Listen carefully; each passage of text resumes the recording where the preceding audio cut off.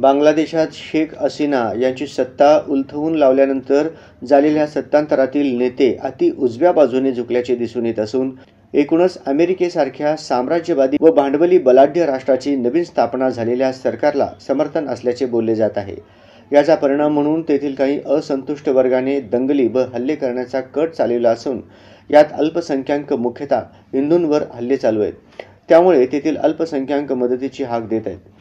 अशा परिस्थितीत तेथील हिंदूंना व त्यांच्या मंदिरांना संरक्षण मिळणे आवश्यक असून तसे होताना दिसून येत नाही। या प्रकरणी सर्व स्तरावरून मूग गिळून गप्प बसण्याची प्रवृत्ती दिसून येत आहे। एखाद्या देशामध्ये बहुसंख्यांकडून अल्पसंख्याकांची वंचित व उपेक्षितांची गळचेपी करण्याच्या दृष्टीने त्यांच्यावर होणाऱ्या अन्याय अत्याचाराविरुद्ध जागतिक पातळीवर दखल घेण्याची गरज आहे। बांगलादेशातील हिंदू अल्पसंख्याकांना व त्यांच्या मंदिरांना संरक्षण मिळण्याच्या दृष्टीने जागतिक व्यासपीठावर प्रश्न मांडण्याची आवश्यकता आहे आणि त्यासाठी मोदी सरकारने योग्य ते प्रयत्न केले पाहिजेत, अशी मागणी माकपाचे ज्येष्ठ नेते तथा माजी आमदार कॉम्रेड नरसय्या आडम मास्तर यांनी जिल्हाधिकारी कार्यालय येथे झालेल्या निदर्शनात केली।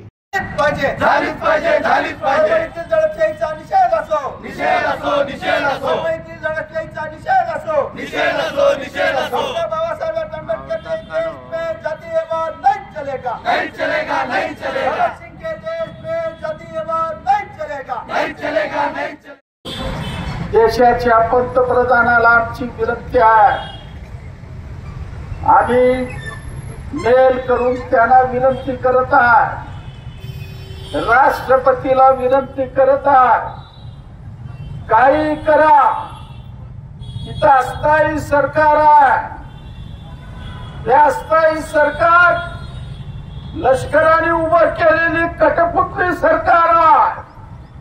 म्हणून पंतप्रधान मोदी साहेबांना आमची विनंती राहणार आहे, तुम्ही हस्तक्षेप करा, बांगलादेशशी ताबडतोब बोला, तिथल्या हिंदूला संरक्षण देणं, हिंदूला वाचवणं आपलं काम आहे। सकाळी उठल्याबरोबर झोपेपर्यंत हिंदूचा शब्द वापरता, पण आज बांगलादेश मध्ये तोच हिंदू माणूस भगवान रामाला मानतो, श्रीकृष्णाला मानतो, शंकराला मानतो, त्या हिंदूची कत्तल बांगलादेश मध्ये सुरू आहे। म्हणून आपल्या सगळ्यांची जबाबदारी आहे की त्या लोकाला वाचवणं, संरक्षण मिळवून देणं आणि या संपूर्ण घटनेचा निषेध करणं, याकरता आपण ताबडतोबीनं कार्यक्रम या ठिकाणी ठेवलं।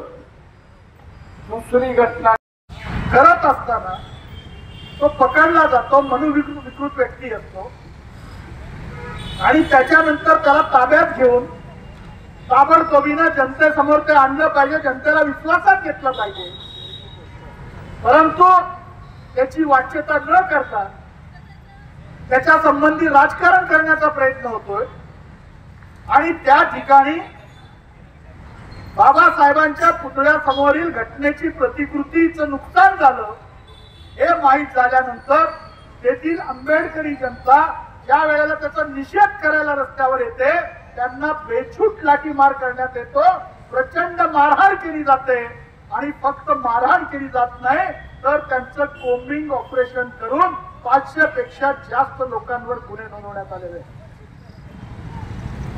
तो मनोविकृत व्यक्ती तो फक्त संविधानाची प्रतच का तोडायला जातो, का त्या प्रतिकृतीवर हल्ला करतो, याच्या मागे नेमकं काय दडलंय, कोणाचा हात आहे, कोणाला दंगल घडवू इच्छित, कोण दंगल घडवू इच्छित होत, याचं जिंदाबाद जिंदाबाद, चोर जुल्म की टक्कर में संघर्ष हमारा नारा है, चोर जुल्म की टक्कर में संघर्ष हमारा नारा है। संविधान जिंदाबाद जिंदाबाद जिंदाबाद, संविधान जिंदाबाद जिंदाबाद जिंदाबाद, संविधानाची प्रत नुकसान करणाऱ्या लोकांची कसून चौकशी झालीच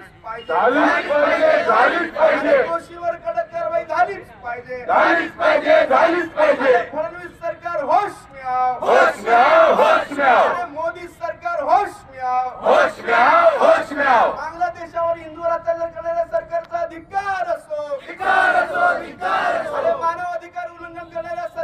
धिक्कार असो, धिक्कार असो, धिक्कार असो. शेख हसीनाला आश्रय देणाऱ्या सरकारचा धिक्कार असो, धिक्कार असो, धिक्कार असो. शेख हसीनाला आश्रय देणाऱ्या सरकारचा धिक्कार असो, धिक्कार असो, धिक्कार असो. संविधान की रक्षा कौन करेगा? हम करेंगे, हम करेंगे. संविधान की रक्षा कौन करेगा? हम करेंगे, हम करेंगे. संविधान जिंदाबाद, जिंदाबाद, जिंदाबाद. संविधान जिंदाबाद, जिंदाबाद, जिंदाबाद. जात पात धर्म का झगड़ा नहीं चलेगा, नहीं चलेगा, नहीं चलेगा. जात पात धर्म का झगड़ा नहीं चलेगा, नहीं चलेगा, नहीं चलेगा. लोकशाही जिंदाबाद, जिंदाबाद, जिंदाबाद. धर्मनिरपेक्षता जिंदाबाद, जिंदाबाद, जिंदाबाद. याप्रसंगी युसुफ शेख मेजर, कॉम्रेड व्यंकटेश कोंगारी, शंकर म्हेत्रे, रंगप्पा मरेड्डी, मोहम्मद अनिफ सातखेड, सुनंदा बल्ला, ॲडव्होकेट अनिल वासम आदींची उपस्थिती होती.